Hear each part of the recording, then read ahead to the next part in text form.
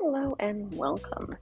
We're going to go over the build for the Alice in Wonderland 3D puzzle book story lamp. Maybe it's been a while since you've read or seen Alice in Wonderland, but this is one of my favorite quotes. And this actually came on the box and reminded me. Always remember, you're braver than you believe, stronger than you seem, smarter than you think, and loved more than you know. And this is something that I think we all need to keep in mind every day, especially now. So this is the lamp that we're going to be building, rather that I built. And it started off with just the sheets, the boards of the pieces, and the main pieces were the 3D cuts already there for you. And the first thing that you were to do was to get those boards in order. And as you put the boards in order, it already created a real depth to the scenery, from the castle in the back to the mushrooms to the Cheshire Cat and the main elements of the story of Alice in Wonderland. And each layer that you put on added more depth to that story. And then as you got those on, then you added the top and then the bottom to it, and then you added the LED strip of lights that went around the exterior but was going to be hidden by the frame. And as you can see now, we've added the rich brown frame to it in that deep wood. And then the next piece is the wood binding, I guess, to the book is what you'd call it. This piece was really interesting to me because it was all in one piece. It wasn't, two pieces that were hooked together in any way. And that's why the box was as big as it was, because that one piece wrapped around the entire Storybook lamp. And the way it did that, it made it look like a real book. And I just loved that effect on it.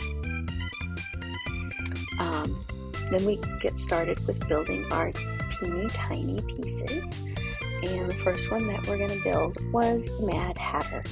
And Mad Hatter, he looks pretty sturdy, but that teapot gave me the fits trying not to break that sucker off.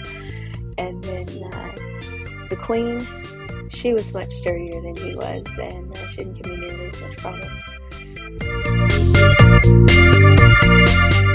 After getting the Queen and the Mad Hatter built and secure, I put them on the platform where everything was going to permanently rest. And I don't know if you can see it, but if you look real close at his hand, you can see where I had to attach that teapot back to his hand.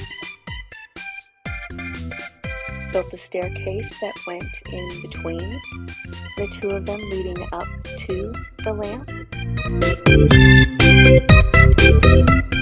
Didn't really have to build the March Hare or the Seven of Spades card. They were already built, just had to pop them out of the board that they were located on. And so got them settled on either side of the staircase. Once those were steadily in place, it was time to seat the book on the stand so that it would be secure as well. And then came the fun part. I loved when you plugged it in. And first thing I did was turn off all the lights so that I could get the full effect of the lights. And I really liked this nightlight because you could, there were 4 different levels to it. You could have it be really, really soft, like you're seeing in this first picture. And then you could change it to a little bit brighter, where you could see a little bit more, and it was illuminating the room.